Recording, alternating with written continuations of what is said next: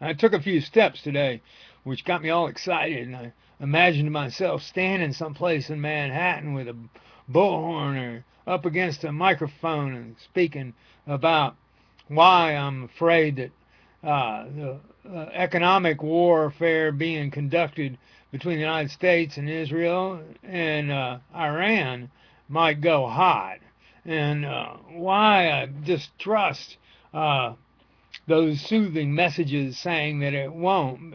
One of the old great African proverbs I heard when I was in the Urban Gateways writer's workshop was uh, I was taught, it's better to have an intelligent enemy than a stupid friend. And in some ways, I feel like the Israelis could represent a stupid friend, and certainly the United States has tended to follow along or get seems to have a propensity to allow itself to become embroiled in conflicts that are not its own. I'm way deep into Kennedy's Wars, which is about Laos and the Berlin Wall and Vietnam, and there are some significant differences between what drug us into Vietnam. For one, Khrushchev at one point just said he didn't care about the people in Asia, didn't care about Vietnamese, and just let it go. Look, pretty much washed his hands of it and said the Chinese can have it. And we ended up fighting with the Chinese. It's almost like a continuation of the Korean War. Our party ended after 5 years, 1945 to 1950. Then you had Korea.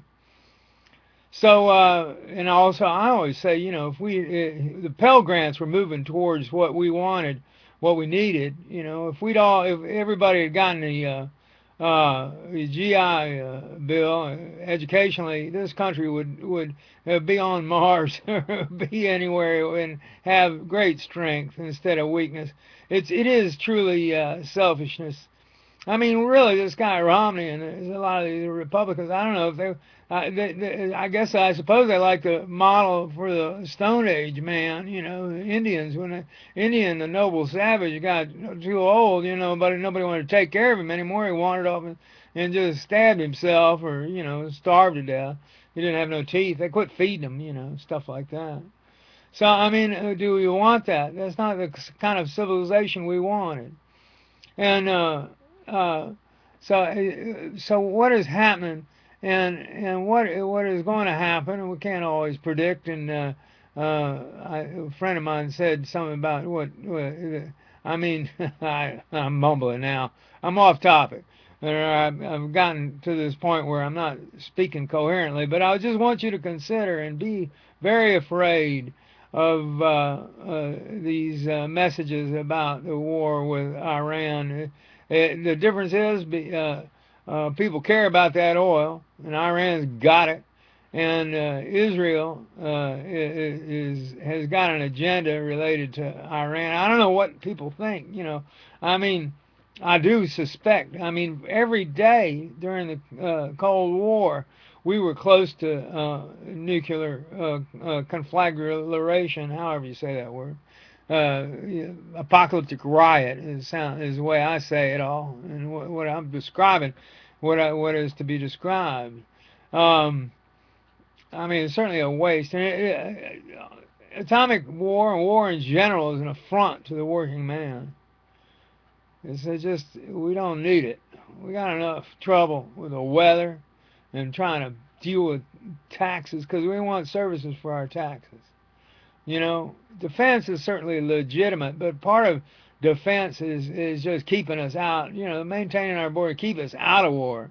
And the drug war is a drug on is one that I believe kill us just as any. I mean, weapons that come in, weapons and drugs are items that are smuggled, and it's one and as long as they're running together, there's a great prospect that these nuclear weapons or biological weapons would be moved along with the drugs. So that's where I'm at right now, and I just want to say I was glad to hear about my friend in Manhattan, Ellen Kay, and her band, and I hope that Moscow 57 does well. Doug LeClaire and Asbury Film Festival. I care deeply about those people that I've left behind. Or I didn't leave behind. I mean, they left me behind, or it just didn't work out. I'm not there in the city, and there's a lot of things I could get done in the city. Sometimes one time I believed real strongly. I had this feeling I was going to be buried there in Alexandria, Virginia, at the Episcopal Church there.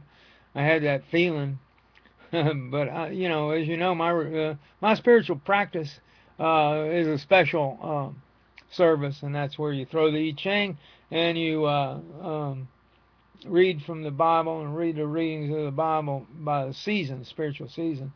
That was the best I could do. I'm going to be The new website is developing. It's a WordPress website, and it's going to get a shopping cart on it. And I've written a few things for it. I don't know if you can find it yet because I've still got the transcendia.org old style database driven website is still up. But that's a wonderful advance. And if you want to let me know, I mean, I'll certainly like to throw some work to Ed Heading and Heath Heading on that issue. Um, let's see. So you can get a hold of me through this venue, and so that's about what I got to say right now today.